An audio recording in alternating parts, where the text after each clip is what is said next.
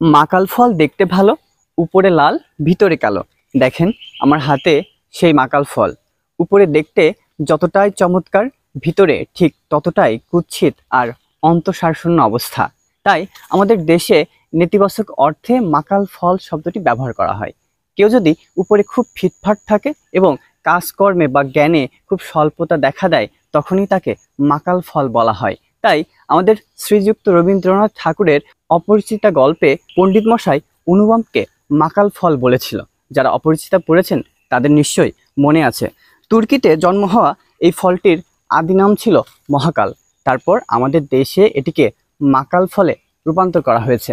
দেখেন তো, এখানে অনেক মাকাল ফল ঝুলে আছে। তবে এই ফলটির ভিতরে অন্তঃসারশূন্য অবস্থা হলেও এর রয়েছে নানা রকম ভেষজ গুণ। যেমন আপনার যদি হাঁপানি হয়, তাহলে এই ফলটি আপনার জন্য মহা ঔষধ হিসেবে কাজ করবে। এছাড়া এর পাতার রস আপনার পেটের পীড়া সংক্রান্ত যে কোনো সমস্যা রোধ করতে ব্যাপক ভূমিকা রাখে।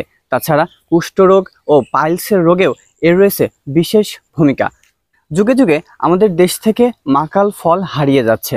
বর্তমানে একদমই দেখা যায় না এই গাছটি। তবে আমাদের ঝিনাইদহ হরিণাকুণ্ডু উপজেলায় এই মাকাল ফলের সন্ধান মিলেছে। অনেকদিন পর মাকাল ফল দেখে খুবই আপ্লুত হলাম। তবে বিলুপ্ত প্রায় এই গাছটি আমাদের সংরক্ষণে রাখা উচিত।